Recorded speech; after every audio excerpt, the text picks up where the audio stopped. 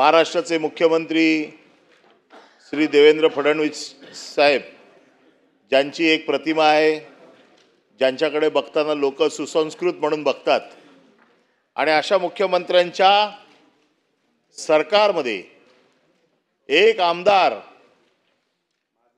माजलेला बनियन आणि लुंगीवर कॅन्टीन मध्ये येऊन कर्मचाऱ्यांना अक्षरशः बॉक्सिंग स्टाईलने मारतोय।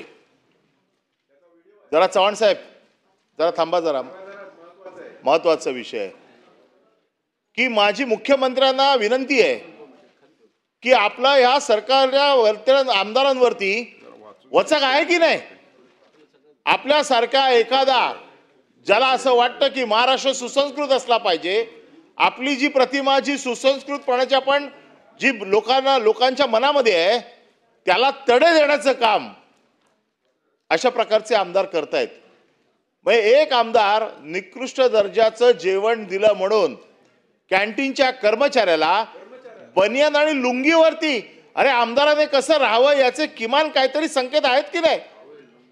लुंगी टॉवेल आहे म्हणतात। आता माझी मुख्यमंत्र्यांना विनंती आहे की मुख्यमंत्री काय चाललंय आपल्या राज्यामध्ये।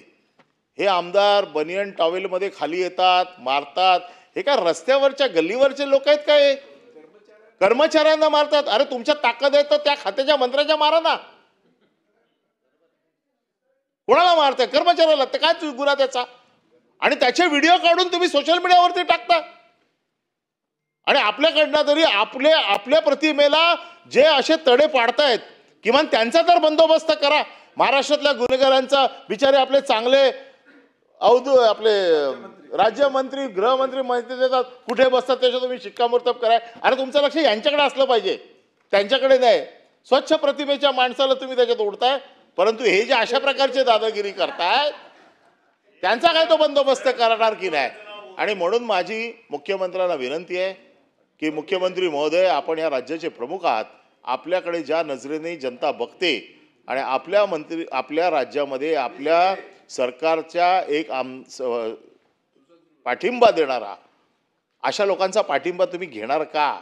आणि अशा लोकांच्या पाठिंब्यावरती मुख्यमंत्रीपदी बसणं आपल्याला आवडेल का? आणि म्हणून अशा आमदारांचा आपण बंदोबस्त करावा।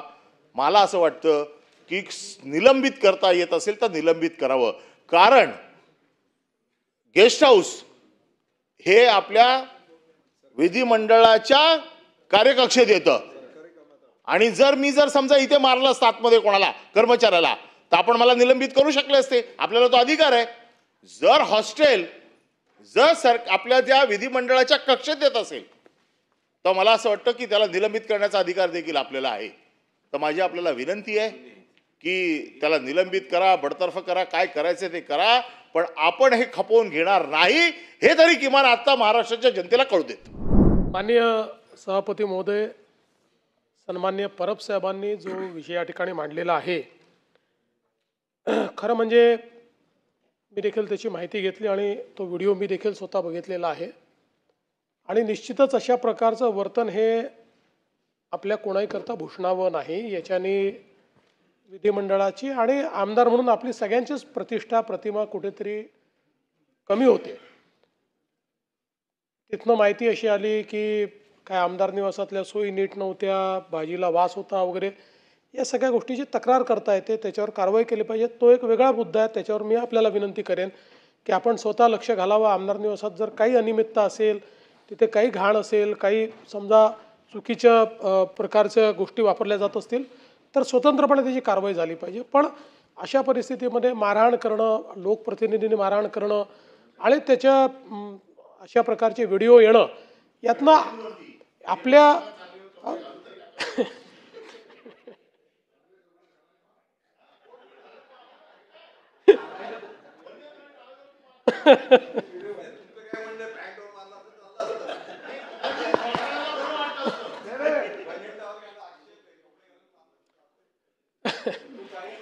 नाही, परब साहेबांचं जरी मत असलं की टावेलवर का मारलं, तरी टावेलवर मारलं किंवा कशावरही मारलं तरी ते चुकीचंच आहे, ते योग्य नाही आहे।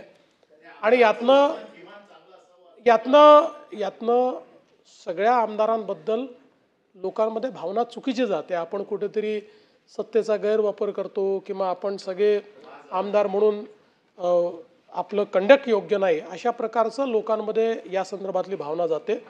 आणि म्हणून निश्चितपणे मला असं वाटतं की अतिशय गंभीर बाब आहे. आपण आणि माननीय अध्यक्ष या दोघांनी याचा कॉग्निझन्स घ्यावा आणि या संदर्भात काय पुढील कारवाई करायची ते आपण करावी. 289 नियम 289 आज प्राप्त झालेल्या